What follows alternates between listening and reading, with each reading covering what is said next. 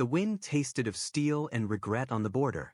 Tomasz Nowak, barely out of his teens himself, stood at his post, the cold biting through his thick uniform. He was a border guard, sworn to protect the line, to uphold the law, to be the unyielding wall. For 2 years he had lived by this creed, a proud sentinel of his nation. He'd grown up listening to the stories, the dangers from beyond the wall, the necessity of vigilance, the clear distinction between us and them. His father, a retired military man, had instilled in him a rigid sense of duty. The law is the law, Tomasz, he'd always said, and without it chaos reigns. Tomasz had believed him. He'd seen the grainy photos and training, the official reports, the stark numbers. Refugees. Migrants. Undocumented individuals. Never people. Always categories, problems, threats to order. The border itself was a stark, formidable thing. A towering mesh fence topped with razor wire, punctuated by watchtowers and patrolled by solemn, uniformed figures like himself. Beyond it, a desolate no-man's land stretched into the mist, a territory that whispered of desperation and hope, though Tomasz had tried hard to only hear the desperation. Each shift was a monotonous routine of scanning the horizon with binoculars, checking sensor readouts, and patrolling the narrow service road. Sometimes, they'd catch someone, usually a solitary figure or a small group, trying to slip through under the cloak of night. His job then was to detain them, process them, and send them back. It was efficient, impersonal. He told himself it had to be. But lately, something had begun to gnaw at the edges of Tomasz's certainty. It started subtly, a flicker of unease he couldn't quite name. He'd seen the fear in a child's eyes during a retrieval, the quiet dignity of an old woman, the raw, bone-deep exhaustion etched on a father's face. They weren't the faceless masses of his training. They were people. One frigid evening, as a biting snow began to fall, Tomasz was on solo patrol near Sector Gamma, a notoriously difficult stretch of the border, where the terrain was rugged and the sensors prone to malfunction. His breath plumed in the air, and the beam of his flashlight cut a lonely path through the gathering dusk. Suddenly, a faint whimper, carried on the wind, pricked his ears. He froze, his hand instinctively going to the rifle slung across his chest.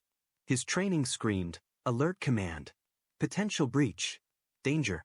But the sound was too small, too vulnerable for a threat. It sounded like the child. He moved silently, his heart thumping against his ribs like a drum. He found them huddled beneath a meager overhang of rock, half buried in the fresh snow.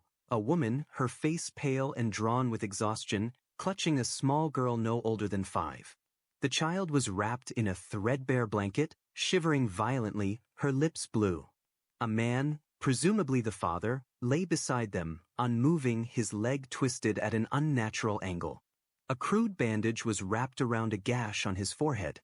The woman looked up as Tomasz approached, her eyes wide with a terror that clawed at something deep inside him. She didn't speak the local language, but her gaze, filled with pleading and a fierce protective love for her child, was universal. She tried to pull the little girl closer, to shield her from the uniformed figure looming over them. "Hey," Tomasz said softly, his voice rough. Are you hurt?" He gestured towards the man. The woman whimpered, shaking her head, then pointed to the girl, making shivering motions. Tomasz saw the small, frozen hand peeking out from the blanket, the child's shallow breaths. They wouldn't last the night out here. He knew it with a chilling certainty. His duty dictated he report them, detain them. But his humanity screamed something else. He looked around. No other patrols for miles. The snow was picking up, obscuring visibility. A decision made in a split second that would shatter his world began to form. "All right," he murmured, more to himself than to them. He knelt, pulling off his thick gloves. "I'm going to help you." He carefully examined the man's leg, a clear break. He knew the nearest unofficial crossing point, a gap in a forgotten section of the old fence that locals sometimes used for hunting, a point rarely patrolled. It was risky. Incredibly risky. "Listen," Tomasz said, speaking slowly, trying to convey his meaning through gestures. He pointed to the man's leg, then to the direction opposite the border post. "Hospital. Safe."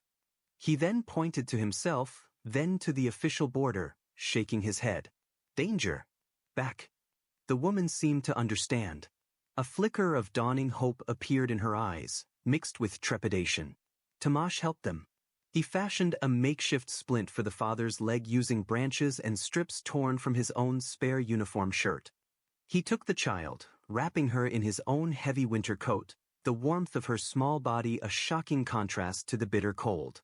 He half-carried, half-dragged the injured man, with the mother supporting his other side, through the deepening snow. It took forever. Every shadow seemed to shift, every gust of wind sounded like an approaching patrol. His heart hammered in his chest, a drumbeat of fear and exhilaration. He was breaking every rule, betraying every oath. Yet, as he felt the weak, grateful grip of the child's tiny fingers on his uniform, he also felt a strange, profound sense of rightness. Finally, they reached the old, dilapidated section of the fence. It was just a few broken strands, easily traversable. On the other side lay a small, abandoned shepherd's hut, known to locals as a temporary shelter. Go, Tomasz breathed, pointing towards the hut. You'll be safe there for the night. Find help in the morning. No one will know. The woman looked at him, tears streaming down her face, a silent torrent of gratitude. She pulled the little girl close and whispered something in her ear, then looked back at Tomasz, bowing her head deeply. The child, now slightly warmer, offered a weak, shy smile. Then they were gone, swallowed by the swirling snow. Tomasz stood there for a long moment, the ghost of the child's warmth lingering on his coat. He felt raw, exposed, but also life. The cold wind no longer tasted of steel, but of something new, something unsettling and fragile, like a nascent bird taking flight in his chest. He had broken the law, but he had saved lives. What did that make him? A traitor? A hero? He didn't know. The incident cracked his world open. The impersonal, them, had become human faces, human pain. He went back to his post, the lie already forming on his lips, the fear of discovery a cold knot in his stomach. But beneath the fear, a seed of conviction had been planted. In the weeks that followed, Tomasz found himself looking at his duties differently. He no longer saw just the border, he saw the other side, the desperate journey. He began to notice the subtle signs, the discarded clothing, the footprints hidden by fallen leaves, the hushed whispers among local farmers about families trying to cross. He developed a system. When he was on solo patrol in remote sectors, he would leave small stashes of water or non-perishable food in prearranged spots, hidden beneath rocks or in hollow logs. He'd learn the most common routes, the most dangerous pitfalls.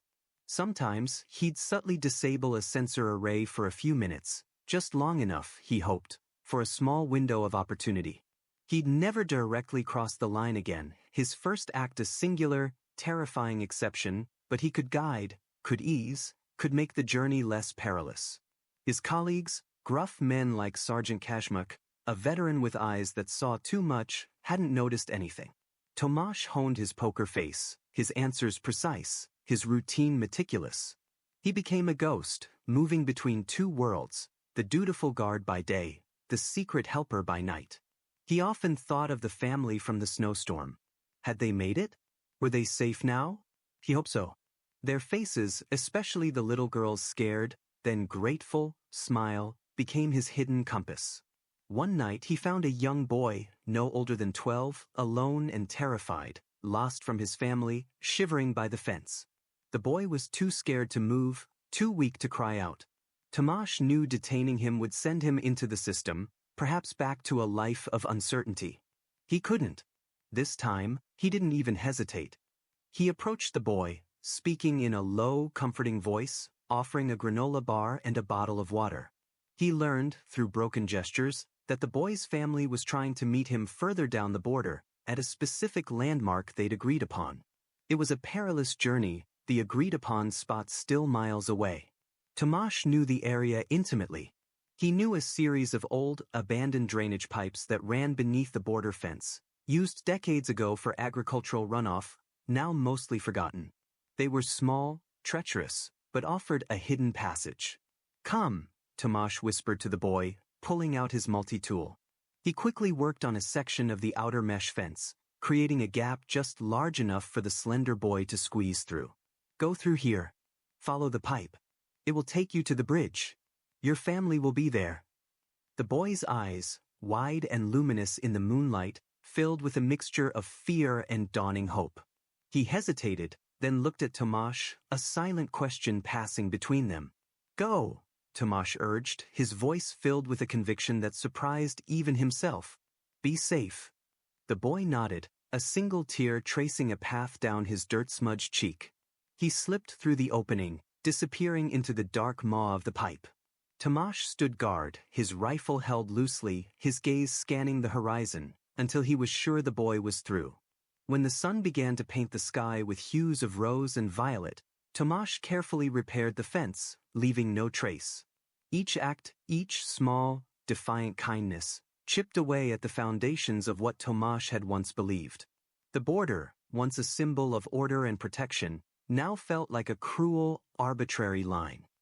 Them, once an abstract threat, were now mothers, fathers, children, seeking only safety, seeking a future. He saw the irony. He was a border guard, trained to maintain the barrier, yet he was secretly becoming a bridge. The internal conflict was still there, a constant hum of fear and doubt, but it was overshadowed by a growing sense of purpose. He wasn't just guarding a line, he was guarding humanity. His superiors reinforced the rhetoric, stricter enforcement, increased patrols, more sophisticated surveillance. The news reports painted a picture of a nation under siege, of resources strained, of security compromised. Tomasz listened, nodded, performed his duties flawlessly. But inwardly he scoffed. He knew the truth. He had seen it in the pleading eyes of a mother, felt it in the fragile warmth of a child's hand. The real truth wasn't about lines on a map. It was about the lines between compassion and indifference, between fear and hope. One bitter winter morning, a new directive came down. An unprecedented cold snap was expected, a deadly blizzard that would sweep across the region. Border crossings were to be strictly monitored, no exceptions, to prevent additional loss of life. The official line was protection, but Tomasz knew it also meant sealing off hope, leaving those already in transit to freeze. That night, the wind howled like a banshee, and snow fell in thick, blinding sheets. Tomasz was on patrol in Sector Delta, a vast, open plain with no natural cover. His radio crackled with reports of increased activity, sensors tripping in various locations, but the visibility was zero. Suddenly, through the swirling white, a faint movement. He squinted, raising his binoculars, wiping the lenses clean of snow. It was a group, larger than usual, struggling through the drifts. The family certainly. 2 adults, and 3 smaller shapes, almost swallowed by the snow. One of them looked particularly small, barely a toddler. They were moving slowly, painfully, clearly disoriented. They wouldn't make it. Not in this storm. Tomasz's heart seized. This was it. The biggest risk yet. This wasn't a quick stash of food or a disabled sensor. This was direct intervention, in the middle of a blizzard, with heightened awareness across the entire sector. He could be court-martialed, imprisoned. His life, as he knew it, would be over. But then he pictured the little girl from the snowstorm, the boy from the pipe. He heard the wind's mournful cry, a lament for lost lives. He felt the cold not just on his skin, but deep in his bones, a chilling reminder of what these people faced. His fear didn't vanish, but it was eclipsed by something far stronger, an unshakable resolve. He radioed in a false report, Sector Delta clear. Visibility 0. Continuing patrol. He turned off his tracking beacon, a reckless, almost suicidal move. He moved towards them, a lone figure against the white expanse. As he got closer, he saw the despair in their eyes, the frozen tears on their cheeks. The toddler was barely conscious, limp in her father's arms. "Follow me," Tomasz shouted over the roar of the wind, gesturing with his arm towards a hidden, unused maintenance tunnel that opened near a derelict water pump station, a place he knew was barely on any map. It led to a relatively safe, insulated space on the other side. They hesitated, suspicion clouding their faces. A uniformed guard, telling them to follow? It went against every instinct they had. Tomasz knew he had to earn their trust quickly. He didn't use his rifle. He extended his hand, unloved, an offering of warmth and humanity. "Trust me," he said, his voice firm, "I can help you." He pointed to the almost frozen child. "They will die out here." Seeing his earnestness, the desperate plight of their child, the father nodded, a silent surrender. It was a grueling journey. Tomasz led the way, bracing against the wind, using his own body to shield the smallest child. He helped them navigate the treacherous drifts, pulling them by hand, urging them forward when their legs wanted to give out.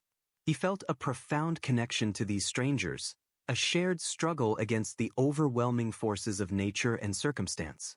They reached the hidden tunnel entrance, barely visible under a mound of snow. It was a tight squeeze, dark and daunting. "Go," Tomasz instructed, his voice hoarse. "Follow it. It leads to the old pump house. There will be shelter there and warmth. Stay there until morning. Then follow the road south."